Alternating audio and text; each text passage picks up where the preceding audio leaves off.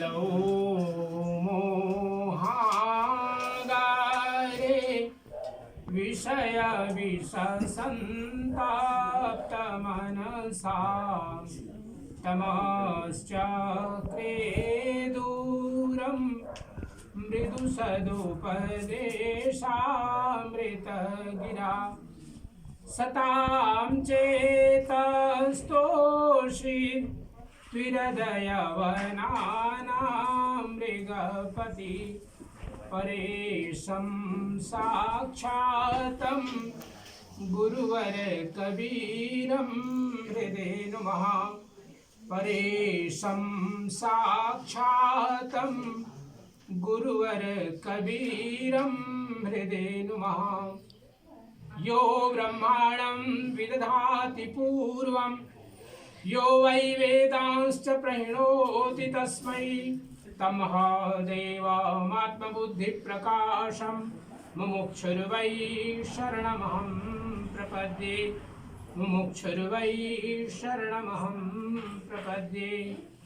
प्रेम से बोलिए सदगुरु कबीर साहेब की जय। आप सब लोग काफी संख्या में हैं और मैं समझता हूँ थोड़ा सा तेज आवाज में जय बोल सकते हैं तो अपनी वाणी को पवित्र करने का अवसर है। प्रेम से बोलिए सदगुरु कबीर साहेब की जय। सदगुरु कबीर साहेब की जय। सदगुरु कबीर साहेब की जय। सत्य पुरुष परमात्मा हम सबके हृदय में विराजमान सदगुरु कबीर साहेब गादी पर विराजमान परमादरणीय महंत श्री दिनेश साहेब जी अबिलक, परमादरणीय महंत श्री गिरिजानंद साहेब जी अंगोचिया, परम आत्मप्रिय श्री जयप्रकाश जी, आदरणीय सभी मातृशक्ति देवियों सज्जनों, सदगुरु कबीर साहेब के परम अनन्य भक्त हंसजनों, प्यारे बच्चों, परम पावन अवसर आज हम सब लोग परमेश्वर परिवार में आए हैं। भक्त श्री रामेश्वर परिवार, क्षमा करें, भक्त श्री देवदास जी रामेश्वर, उनकी पत्नी श्रीमती कांति रामेश्वर जी और उनके पुत्र अमृत, उनकी बहू रक्षा, उनकी बेटी रजनी और उनकी रजनी की बेटी क्या नाम है? अनाना। अलाना। ओके ओके ठीक है, लगभग जो उन्होंने बोला वही मैं सोचा है तो बनाना अनाना फल वाला हो जाएगा। तो खैर देवी स्वरूपा है। तो आज इनके पवित्र घर में हम सब लोग उपस्थित हैं और यह सात्विक ज्ञान ज्ञानंदी चौका आरती बहुत ही प्रेम श्रद्धा और भक्ति के साथ हो रही है। आप सभी लोग जितने भी लोग यहाँ पर आए हैं सदगुरु के चरणों में बैठ करके सदगुरु के प्रति अपनी समर्पित साधना श्रद्धा भक्ति समर्पित कर रहे हैं। सदगुरु कबीर साहब के ये दो अनन्य भक्त परिवार अबिलक परिवार और रामेश्वर परिवार पीढ़ी दर पीढ़ी कबीरपंथ से जुड़े हुए हैं, पूर्वजों से भारत से आए। और देखिए यहाँ कांति बहन और देवदास जी का विवाह हुआ, एक लंबा समय। और प्रतिवर्ष आप लोग इस घर में अपने पवित्र मंदिर रूपी घर में सत्संग करते हैं, चौका आरती करते हैं और बराबर जहाँ कहीं भी पूजा आदि में भाग लेने का अवसर होता है आप सब लोग भाग लेते हैं। साथ ही साथ कांति बहन, मैं देखता हूँ मॉरिशस में जितने भी कबीरपंथी हैं, मुझे कहने में गर्व हो रहा है, बहुत ही पॉजिटिव फेसबुक में पोस्ट करती हैं, सभी को सादर साहेब बंदगी, आचार्यों को, गुरुजनों को, भक्तों को और कुछ अच्छे अच्छे सद्वाक्य भी लिख करके वो हिंदी की अच्छी विदुषी हैं, हिंदी में लिखती हैं, इंग्लिश में लिखती हैं। और इनके जो फॉलोअर्स हैं सबसे ज़्यादा मैं समझता हूँ मॉरिशस में हैं, बराबर देखता हूँ इनके लाइक और कमेंट की संख्या सबसे ज़्यादा होती है। इसी प्रकार देवदास भाई भी अपने गानों के माध्यम से लोगों का मनोरंजन करते हैं फेसबुक के माध्यम से। और आप सब लोग मैं देखता हूँ धीरे धीरे करके जुड़ रहे हैं मीडिया में। अगर कोई विधि कोई एक विभाग अगर उसका सदुपयोग किया जाए तो उसमें कोई बुराई नहीं है। यद्यपि मैं भी मानता हूँ कि हर समय मीडिया में लगे रहना, इंटरनेट पर लगे रहना ये अच्छी बात नहीं है, लेकिन अगर आप इंटरमीडिएट फेसबुक, व्हाट्सएप या फिर यूट्यूब आदि पर अगर कुछ अच्छे चीज भेज रहे हैं, कबीर साहब के वाणियों का प्रचार प्रसार कर रहे हैं, तो इस मीडिया का सदुपयोग है। तो आज आपके पवित्र घर में साहब जी की पूजा हो रही है और हमारे आदरणीय महंत साहब अभिलक साहब बैठे हैं, विराजमान हैं गद्दी पर। और एक जो हम लोग जरूर मिस कर रहे हैं, हमारी दोनों बहनें बसंती बहन और शीला बहन भजन गाने के लिए आज उपस्थित नहीं है। हमारे आदरणीय भक्त लोग भजन गा रहे हैं। हमारे बगल में हमारे परम आदरणीय सत्यलोकवासी पूज्य महंत श्री गुरुशरण साहब जी भी विराजमान हैं और हम सब लोग मिलकर के साहिब सदगुरु की ध्यान कर रहे हैं कि भक्त श्री देवदास जी, उनकी धर्मपत्नी, उनका पूरा परिवार साहिब का आशीर्वाद खूब खूब प्राप्त करें। आइए थोड़ी सी चर्चा करते हैं। सदगुरु कबीर साहब की धारा भक्ति की धारा है और भक्ति की धारा में हम सब लोग जितने भी जुड़े हुए हैं, संत महंत भक्त हंसजन, सभी लोग सदगुरु की भक्ति करते हैं बिना किसी भेदभाव के, एक समर्पित भाव से। मेरा मुझ में कुछ नहीं, जो कुछ है सो तोर, तेरा तुझको सौंप दे, क्या लागत है मोर। साहिब कबीर साहब की वाणी की भक्ति कैसी करनी चाहिए कि जो कुछ भी मेरा है ना, जो कुछ भी मेरा है, मेरा मुझ में कुछ नहीं, क्योंकि मुट्ठी बांध के आया जगत में हाथ पसारे जाना है।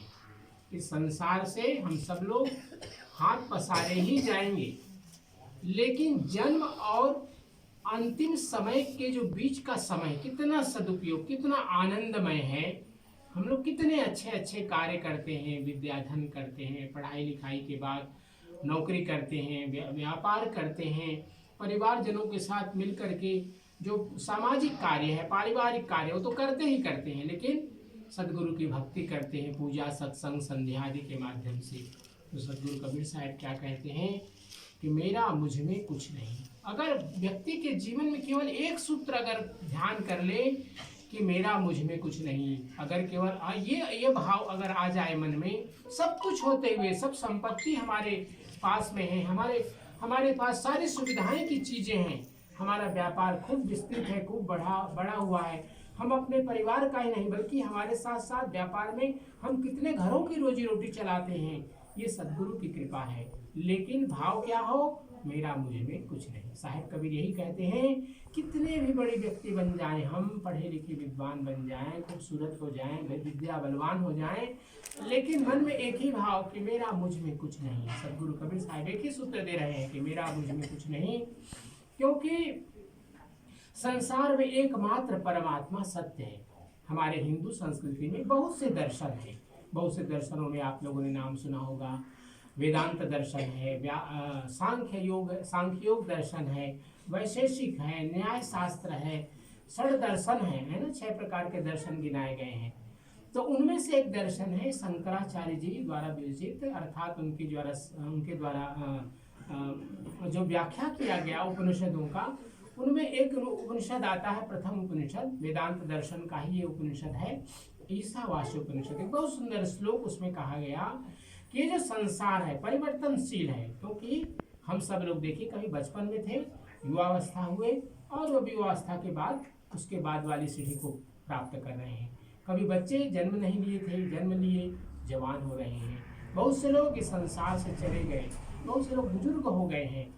इसी प्रकार यह संसार, ये तो मनुष्य जगत की बात है। जिस दिन हम घर नया बनाते हैं, जिस दिन हम गाड़ी खरीदते हैं, उसी दिन से वो पुराना होना शुरू हो जाता है। तो ये जो जीवन है परिवर्तनशील है। वेदांत दर्शन क्या कहता है, हिरण्मयेन पात्रेण सत्यस्यापि हितं मुखं तत्वं पूषन्न पावृणु सत्य धर्माय दृष्टये।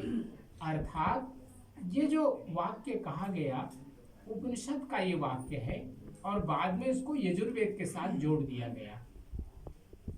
इसमें एक बहुत सुंदर बात कही सदगुरु कबीर साहब ने, जिस सत्य नाम की चर्चा की है उसी सत्य की चर्चा ये इस ऋचा में, इस मंत्र में कहा गया कि हे परमात्मा, हम सब लोग अज्ञानी हैं। अज्ञानी किस अर्थ में, क्योंकि हम कभी कभी जानते हैं कि ये क्या है, लेकिन उसके बारे में हमारे अंदर मन में भ्रम पैदा हो जाता है, क्योंकि भ्रम को दूर करना, यही तो काम है गुरु का, कि वो भ्रम को मिटा करके और उसको सत्य को लखा देते हैं, सत्य को बता देते हैं, यही गुरु का काम है।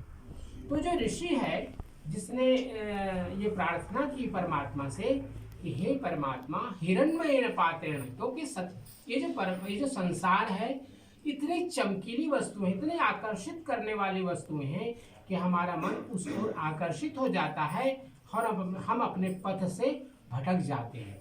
इसलिए प्रार्थना कर रहा है कि हिरण्मय पात्रेण सत्यस्यापि हितम मुखम, अर्थात एक मान लीजिए एक उदाहरण उन्होंने दिया कि मान लीजिए एक सोने का घड़ा है, सोने का एक बहुत बड़ा घड़ा है और उसके अंदर में सत्य है, उसके अंदर में सत्य रूपी कोई सामग्री है और उसको ढक दिया गया है, उसको ढक्कन से ढक दिया गया है। तो ऋषि परमात्मा से प्रार्थना कर रहा है कि हे परमात्मा, हे गुरुदेव, हे सदगुरु, जो भी हम उसको नाम दें, क्या कह रहे हैं, हिरण्मय न पात्रेण, हिरण्मय पात्र है, पात्र कैसा है, स्वर्ण का बना हुआ है, हिरण्मय न पात्रेण सत्यस्यापि हितम मुखम तत्वम, हे परमात्मा आप क्या करें, पूषण न पावृणु, पूषण का अर्थ होता है हमारे अंदर, एक तो पूषण है जो सूर्य को भी पूषण कहते हैं, उसका भी नाम संस्कृत में सूर्य को पूषण कहते हैं, और एक है जो हमारे अंदर में गुरु के द्वारा ज्ञान का दीपक जगा दिया जाता है, ये भी एक पूषण है। तो परमात्मा से प्रार्थना करते हुए ऋषि कह रहा है कि हे परमात्मा मेरे अंदर भी एक सूर्य का प्रकाश कर दो, जिससे कि हमारे अंदर का जो अंधकार है, जिसके कारण मैं सोने के रूपी जो माया का आकर्षण है उसमें मैं चला जा रहा हूँ, मैं अपने अंदर के ज्ञान से उस आकर्षण से मैं मुक्त हो जाऊं।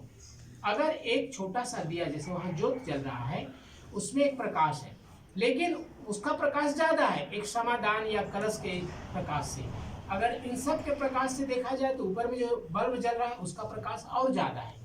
तो जो कम प्रकाश वाला है वो स्वाभाविक है, जब उससे ज्यादा प्रकाश वाली कोई चीज आ जाएगी उसका स्वभाव, उसका जो रूप है वो थोड़ा धीमा पड़ जाता है। इसी प्रकार अगर गुरु के द्वारा, सदगुरु परमात्मा के द्वारा अगर हमें ज्ञान का प्रकाश हृदय के अंदर में प्राप्त हो जाए, तो जो बाहर का प्रकाश है, माया का प्रकाश है जिसको हम आकर्षित हो रहे हैं, जब उससे ज्यादा जो वोल्टेज का अगर हमें प्रकाश मिल जाता है गुरु का, तो स्वाभाविक है कि बाहर की माया हमें फिर कुछ नहीं कर सकती है। हम संसार में जिएंगे, खाएंगे, पिएंगे, परिवार का देख रेख करेंगे, समाज में जो भी सेवा है वो सब करेंगे, लेकिन उसमें हम बंधेंगे नहीं, क्योंकि बंधन ही तो हमें बार बार संसार में लाता है। और इसीलिए सभी दर्शन एक बात कहते हैं, बहुत से दर्शन है जो भगवान को नहीं मानते, हमारे हिंदू संस्कृति में कुछ दर्शन है जो वेदों को नहीं मानते। और इसी प्रकार से जब यह बात शंकराचार्य के द्वारा कहा गया कि हे परमात्मा उस ज्ञान के प्रकाश को हमारे अंदर में विराजमान कर दीजिए, जगा दीजिए, यही सदगुरु से प्रार्थना हम सभी लोग, जितने भी हम लोग जब गुरु दीक्षा लेते हैं तो यही तो कहते हैं कि हमारे अंदर का जो अंधकार है वो दूर हो जाए और हम माया से मुक्त हो जाए, क्योंकि माया के बिना हम जी नहीं सकते, हमारा जीवन चल नहीं सकता है। लेकिन जब माया को जब जान लेते हैं तो वही माया हमारी फिर मित्र बन जाती है, हमारी सखा बन जाती है और वो हमारे लिए सहयोग करती है। क्या सहयोग करती है, यहाँ पर पूजा किए, महाप्रसाद तैयार किए, अगर माया ना हो तो कैसे करेंगे पूजा, कैसे महाप्रसाद तैयार करेंगे, कैसे दान दक्षिणा देंगे। तो ये माया अब क्या हो गई, अब घर की दासी बन गई है। पहले क्या थी, यही माया घर की मालकिन थी। तो माया को सदगुरु कबीर साहब ने कहा कि अपने सिर पर नहीं बैठने दो, उसको चरण में रखो, तो कभी भी वो माया आपके लिए दुखदाई नहीं होगा, वो संसार में बार बार जन्म लेने का कारण नहीं बनेगी माया। और यही ऋषि परमात्मा से प्रार्थना कर रहा है कि हे परमात्मा मेरे अंदर में ज्ञान का दीपक जगा दीजिए, जिससे कि मैं शरण में इस संसार के आकर्षण से मुक्त हो जाऊं और मेरे जीवन में ज्ञान का प्रकाश हो जाए और जीते जी मैं इस ज्ञान को जान करके भक्ति के मार्ग पर चलते हुए निरहंकार भाव से परमात्मा की भक्ति करते हुए अपने जीवन को ले चलूं। यही सदगुरु कबीर साहब ने अपने सभी शिष्यों को कहा कि मेरा मुझ में कुछ नहीं, जो कुछ है सो तोर, क्योंकि हम तो कुछ लेकर आए थे नहीं, मुट्ठी बांध के आया जगत में, कुछ लेकर नहीं आए थे, अब जाने समय भी कुछ नहीं ले जाना है। तो मेरा मुझ में कुछ नहीं, जो कुछ है सो तोर और तेरा तुझको सौंपते हैं। परमात्मा जब आप ही की चीजें हैं तो आपको आपकी चीज देकर के इसमें मेरी क्या बड़ाई है। हमने भक्ति किया, हमने व्यापार किया, नौकरी किया, पैसा मिला, पूजा किया, तो पूजा मैंने नहीं किया है परमात्मा, ये तो आप ही की दी हुई माया है, बस आपके चरणों में समर्पित कर रहा हूँ। मेरा मुझ में कुछ नहीं, जो कुछ है सो तो तेरा तुझको सौंप दे, क्या लागत है वो। जीवन भर यही भाव हम सब लोगों को यही मानना चाहिए कि सदगुरुदेव आपके द्वारा प्राप्त हुई चीजें आपको ही समर्पित कर रहे हैं। और मैं देखता हूँ बहुत ही सुंदर भाव से भक्तिमती श्रीमती कांति बहन और श्री देवदास जी इतने सुंदर भक्त हैं, जहाँ कहीं मैं देखता हूँ इनकी आरती करने का, बैठने का, लोगों को भावबंदगी करने का, दान दक्षिणा देने का, इतना सुंदर मैं देखता हूँ उनके जीवन में। बहुत ही सुंदर आदर्शमय जीवन है आपका पूरा परिवार। ऐसे ही सद्गुरु आपको भक्ति बनाए रखें, आपके जीवन में कभी अहंकार न आवे और सद्गुरु की भक्ति करते हुए आपका जीवन सत्य लोग को प्राप्त करें, यही प्रार्थना करते हुए आप जितने भक्त हम सब लोग यहाँ पर आए हैं, सबका जीवन सद्गुरु कबीर साहब की कृपा से, आशीर्वाद से खूब फले फूले, आप सबके शुभकामना सद्गुरु पूरा करें। आइए साहब के पावन नाम का संकीर्तन करते हुए हमारे आदरणीय महंत साहब के द्वारा विधि को आगे बढ़ाई जाएगी। सब लोग मिल करके गाएंगे, अगर हो सके तो कृपया बजाइए हारमोनियम। सत्यनाम सत्यनाम सत्यनाम बोल, जय करुणामय सत्यनाम बोल, सत्यनाम सत्यनाम सत्यनाम बोल, जय करुणामय सत्यनाम बोल, सत्यनाम सत्यनाम सत्यनाम बोल, जय करुणामय सत्यनाम बोल, सत्यनाम सत्यनाम सत्यनाम बोल, जय करुणामय सत्यनाम बोल, सत्यनाम सत्यनाम सत्यनाम बोल, जय करुणामय सत्यनाम बोल, जय करुणामय सत्यनाम बोल। प्रेम से बोलिए सद्गुरु कबीर साहेब की जय। सब संत भक्त समाज की जय। आज के आनंद की। सद्गुरु के चरणों में 3 बार बंदगी करेंगे। साहेब बंदगी, साहेब बंदगी, साहेब